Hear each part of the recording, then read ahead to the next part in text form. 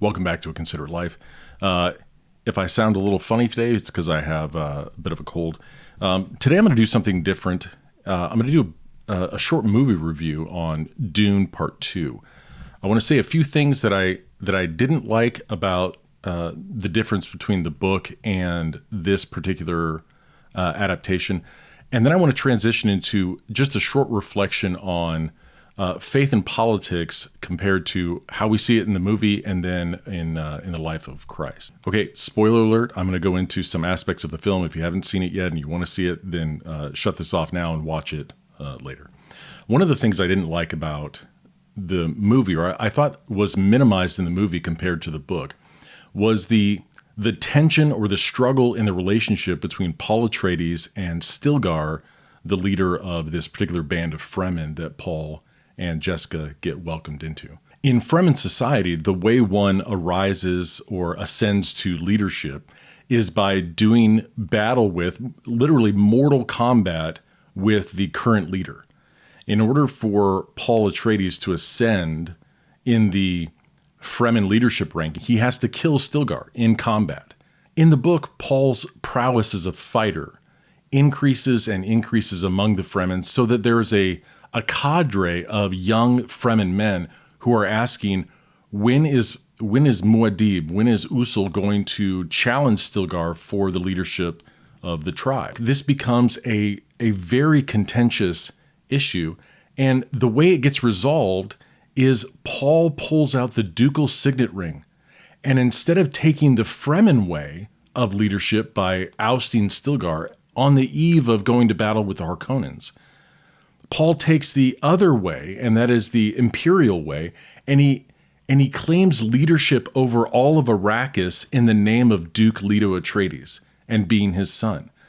And in the book, the tension between Paul's love for Stilgar and the dilemma of trying to ascend to lead the Fremen and yet not kill his friend Stilgar is palpable, and I thought that kind of got minimized in the film.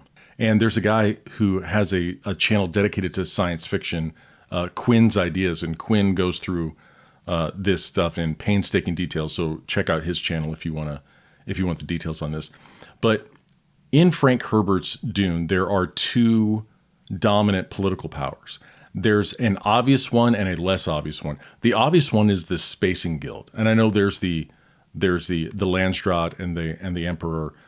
But the Spacing Guild really monopolizes travel throughout the galaxy, right? They use spice to transmute themselves into these creatures with the ability to fold space. They can see through space and time.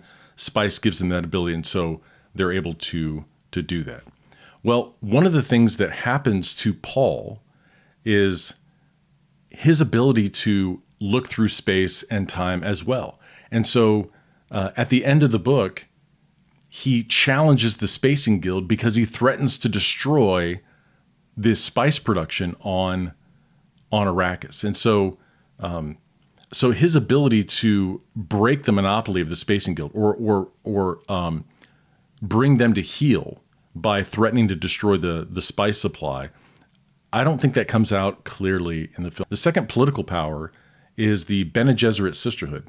Now, Paul's mother, Lady Jessica, was part of she is a Bene Gesserit. She trained Paul in being a Bene Gesserit. All the Bene Gesserit are female, and they have been tinkering with bloodlines for something like 90 generations to try and produce the Kwisatz Haderach. So one generation sooner than they expected, Paul Atreides is the Kwisatz Haderach. He's the first male Bene Gesserit. He has all the powers of the Bene Gesserit, but as a male.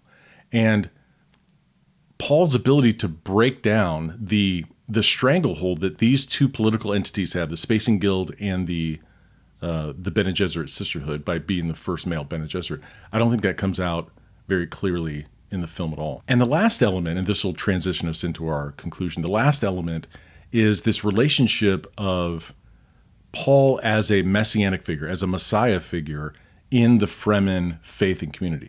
Now, there's this sort of skeptical line where the Bene Gesserit have seeded these messianic prophecies into these tribal communities so that their Bene Gesserit sisters can come and take advantage of this by understanding the pattern of these prophecies and then giving the appearance of their fulfillment. And this theme very much is at the center of Dune Part 2. The Fremen community themselves are divided over whether or not Paul Atreides is the Lisan al-Gaib, the voice from the outer world that will lead them to freedom and fulfill this reshaping of Arrakis into a paradise, right? The older Fremen like Stilgar and his ilk are committed to Paul as a messianic figure, but Chani and some of the younger ones in the film they're skeptical. They're less convinced that Paul is this sort of messianic figure. But what gets wrapped up in the film is that Chani at one point says, if you want to control a people, control them through their religion or something like that. I haven't rewatched the film. It's still in theaters. But she's right. And that's why I have this video that I did some months ago called Why I Dislike Religion. Because I think mostly religion is a man-made set of ways at trying to appease the gods or appease God or get to God.